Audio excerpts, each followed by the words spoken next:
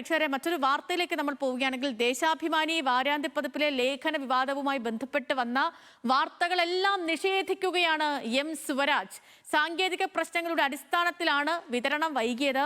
വാരാന്ത്യ പതിപ്പ് എഡിറ്റർക്കെതിരെ നടപടി എടുത്തിട്ടില്ല, അത്തരമൊരു ലേഖനം ഉണ്ടായിട്ടില്ല, നടക്കുന്നത് തെറ്റായ പ്രചാരണങ്ങളെന്നും എം സ്വരാജ് പറയുന്നു.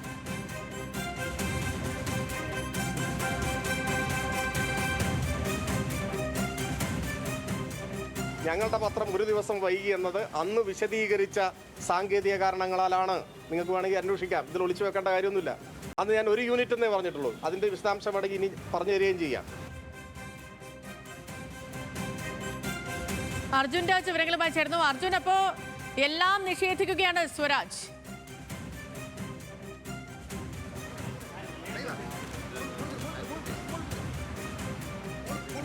സേതു, എല്ലാം നിഷേധിക്കുന്ന ഒരു നിലപാടാണ് ഇപ്പോൾ എം സ്വരാജിന്റെ ഭാഗത്ത് നിന്ന് ഉണ്ടായിട്ടുള്ളത്. അദ്ദേഹം ഈ ലേഖനവുമായി ബന്ധപ്പെട്ട് അത് പ്രസിദ്ധീകരിക്കണോ വേണ്ടയോ എന്ന കാര്യം തീരുമാനിക്കേണ്ടത് ദേശാഭിമാനിയാണ് എന്ന് വിശദീകരിക്കുന്നു. ഏതെങ്കിലും തരത്തിൽ ഈ ലേഖനം കൊണ്ട് വൈകിയതല്ല, മറ്റ് മുൻപ് ആവർത്തിച്ചതുപോലെ തന്നെ സാങ്കേതികമായിട്ടുള്ള പ്രശ്നങ്ങൾ ഉണ്ടായിരുന്നു, അതുകൊണ്ടാണ് ഈ വൈകുന്നത് എന്നാണ് അദ്ദേഹം വിശദീകരിക്കുന്നത്. ഇത് സംബന്ധിച്ചുള്ള മാധ്യമ വാർത്തകൾ തെറ്റാണ് എന്ന് വിശദീകരിക്കുന്നു. അച്ചടിച്ച പത്രം വിതരണം ചെയ്തില്ല എന്ന രീതിയിൽ മാധ്യമങ്ങൾ വാർത്ത പ്രചരിപ്പിച്ചു എന്ന് പറയുന്നു. ഒറ്റ മണിക്കൂറിൽ തന്നെ എത്ര വാർത്തകളാണ് മാറി മാറി വന്നത് എന്നുള്ള കാര്യം അദ്ദേഹം ആ തരത്തിലാണ് പ്രതികരിക്കുന്നത്. ദേശാഭിമാനിയിൽ ഇങ്ങനെയൊരു ലേഖനം ഉണ്ടായിട്ടില്ല, അത് പ്രസിദ്ധീകരിക്കണോ വേണ്ടയോ എന്നുള്ള കാര്യം തീരുമാനിക്കേണ്ടത് ദേശാഭിമാനിയാണ് എന്ന് പറയുന്നു. ഏതെങ്കിലും തരത്തിൽ നടപടി ഈ വിഷയത്തിന്റെ പേരിൽ KR അജയനെതിരെ എടുത്തിട്ടില്ല എന്നാണ് എം സ്വരാജ് പറയുന്നത്. ഏതെങ്കിലും തരത്തിൽ